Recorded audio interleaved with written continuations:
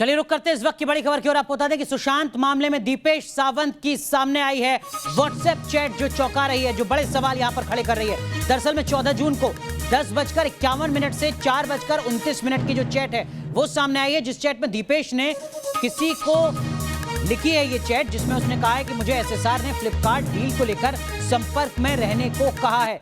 2:48 पर सुशांत की मौत के बाद वो शख्स लिखता है, भाई ये नंबर सेफ है ना, हाँ या ना में जवाब दो। ये हम आपको चैट दिखा रहे हैं, जिस चैट के बाद यहां पर कुछ और बड़े सवाल खड़े हो रहे हैं। दीपेश सावंत की ये चैट है जिसमें जो शख्स है वो यहां पर पूछता है कि क्या ये नंबर सेफ है, हाँ या ना में जवाब मुझे दो। दरअसल में एक किसी ऑर्डर को लेकर यहां पर बात हो रही है, डील को लेकर बात हो रही है, लेकिन इस डील की टाइमिंग को लेकर, तारीख को लेकर और सवाल हाँ या ना में जवाब दो, इसको लेकर कुछ सवाल खड़े हो रहे हैं। सीधा रुक करते हैं, हमारे सहयोगी रुमान हमारे साथ जुड़ रहे हैं मुंबई से। रुमान, इस चैट से क्या कुछ कयास यहां पर सीबीआई लगा रही है और बाकी जांच एजेंसी? देखिए, बिल्कुल इसी की जांच चल रही है कि संदिग्ध शख्स कौन है, क्योंकि संदिग्ध शख्स की सुशांत सिंह राजपूत से 9 जून को बात हुई, जिसमें वो कह रहा है कि फ्लिपकार्ट आप तक पहुंचना चाहता है।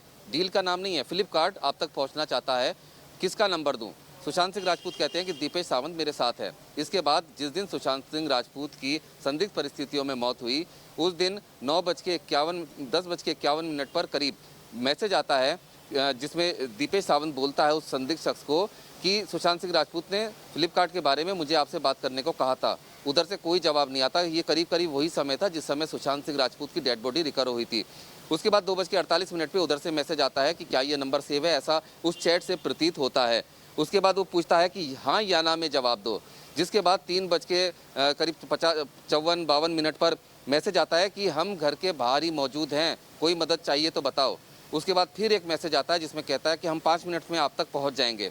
अभी इस संदिग्ध चैट से कई सारे सवाल खड़े होते हैं कि क्या फ्लिपकार्ट सुशांत सिंह राजपूत से संपर्क करना चाहता था, उस तक पहुंचना चाहता था, तो क्या कोई कोड वर्ड में फ्लिपकार्ट का इस्तेमाल किया जा रहा है?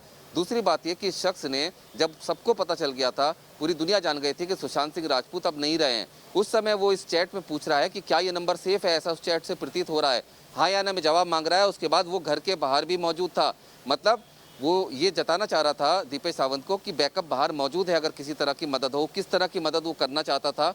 और फिर वो ये भी लिखता है कि 5 मिनट में वो उस तक पहुंच जाएगा। तो ये कई सारे संदेह इस पूरी चैट से सामने आ रहे हैं। ये तो साफ हो जाता है कि फ्लिपकार्ट, दरअसल में उस मल्टीनेशनल कंपनी का जिक्र यहाँ पर नहीं हो रहा है, फ्लिपकार्ट नाम का इस्तेमाल यहाँ पर एक कोड की तरह हो रहा है। लेकिन अगर वो शख्स ये कहता है कि हम 5 मिनट के अंदर अंदर पहुंच रहे हैं, हम बाहर मौजूद हैं, तो क्या सर्विलांस के स्तर पर, क्या सीसीटीवी की मदद के स्तर पर कुछ मदद मिल सकती है जांच एजेंसी को?